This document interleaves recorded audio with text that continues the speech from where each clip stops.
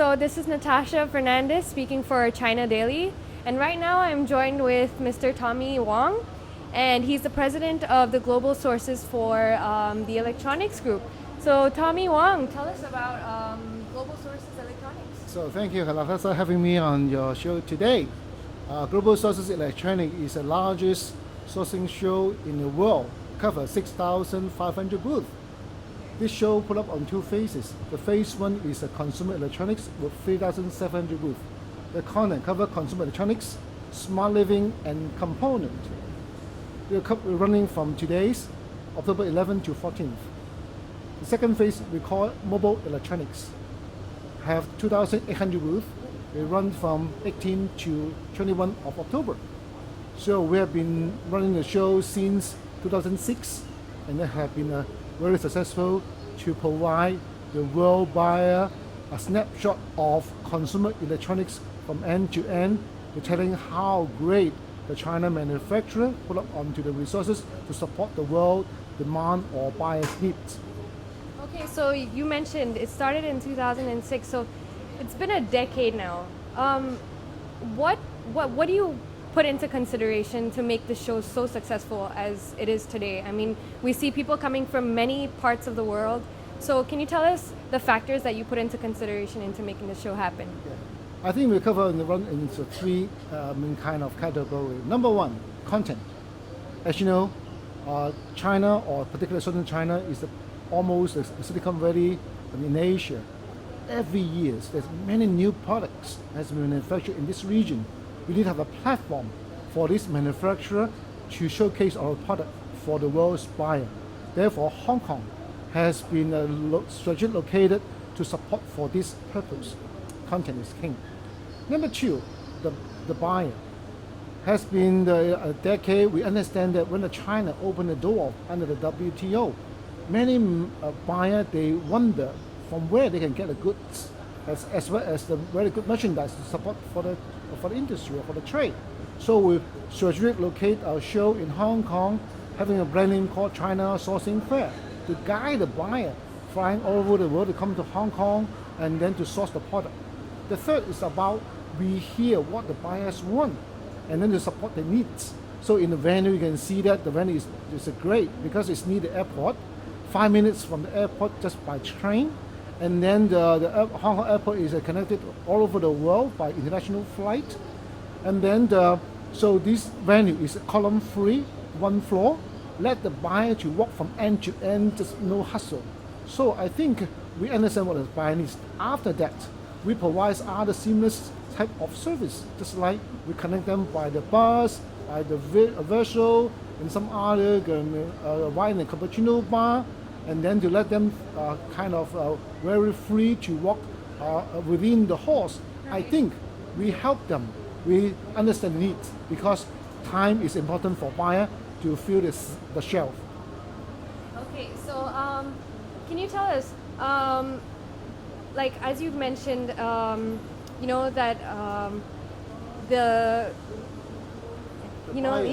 buyers, like they're all over the world. So can you tell us like about the factor that how they will means today's what is the kind of presence, the situation, right? Yeah, the situation, because like as you know, it's going from e-commerce from buyer to e-commerce.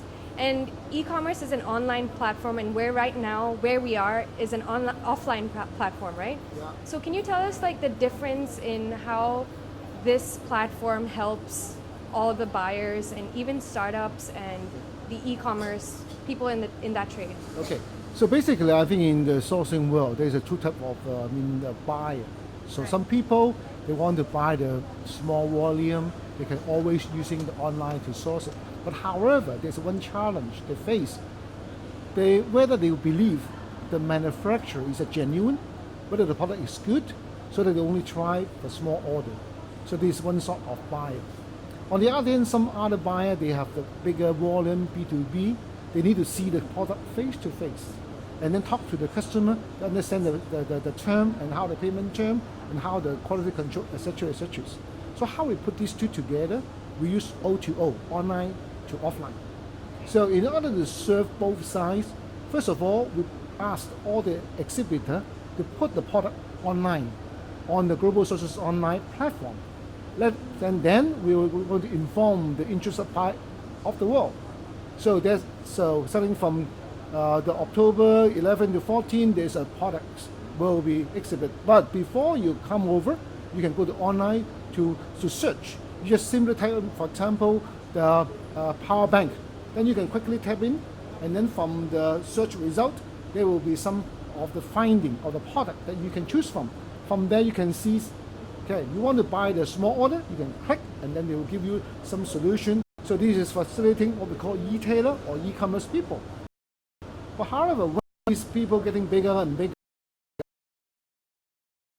we have a global Amazon seller in the world. We have a kind of the session of 3 days to learn about what is a recent trend, what is the kind of challenge they face to buying and selling online, and then how to select a qualified supplier during the show.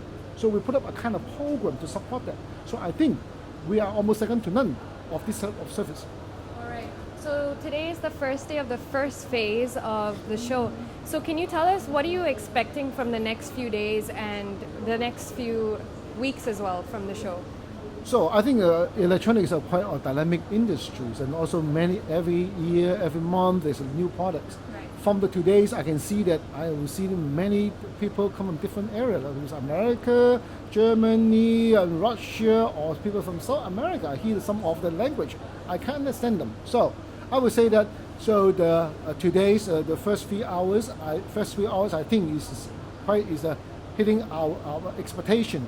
So I look forward in the coming days. There will be consistently build up the traffic, and there will more buy coming over and stay for 1 day, 2 days in order to fill the order books. Right.